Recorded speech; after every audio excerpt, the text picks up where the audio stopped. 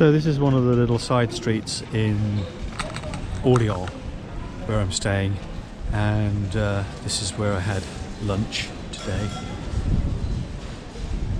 and I'll tell you about that later. But anyway, that was the menu du jour.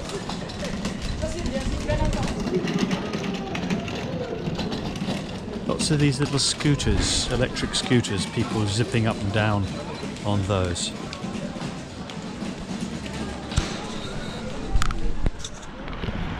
So lots and lots to see in Orléans. Just a beautiful city, architecture is beautiful, fantastic old buildings, lots of history here, and in a moment I'm going to take you to the main central square where there's a big statue of Jeanne d'Arc. Anyway, this is the main cathedral here. Beautiful.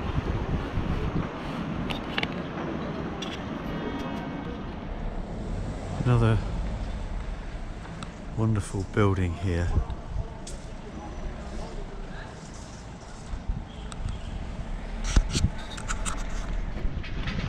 So that last big building that we just looked at, I should have mentioned, that's the Hotel de Ville, essentially the town hall.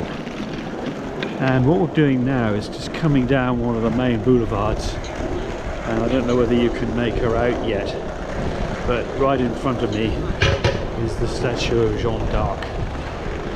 We're going to go down and have a look at her and talk about her in a moment.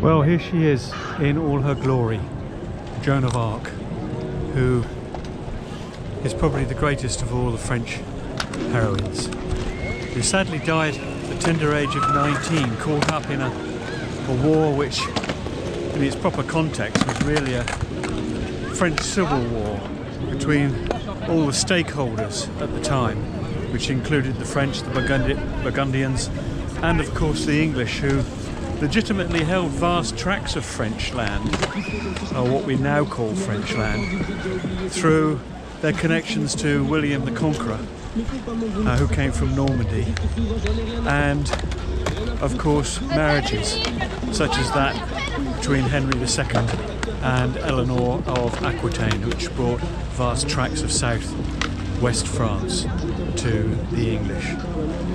Anyway, although now, the history having been written centuries after the events, it's the English really who in popular culture and history are mostly blamed for her demise.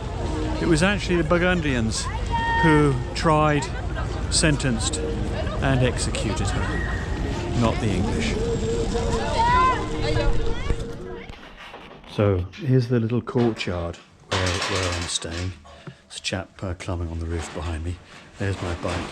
Actually, there's my tent outer just drying, and one or two other bits of the tent as well. I might just explain that the reason why I didn't want to say too much about my meal in town was that with so many people around there, I thought it was a bit naff for me to be talking on GoPro with so many of the beautiful people of Orléans all around me. Anyway, it's a lovely lunch.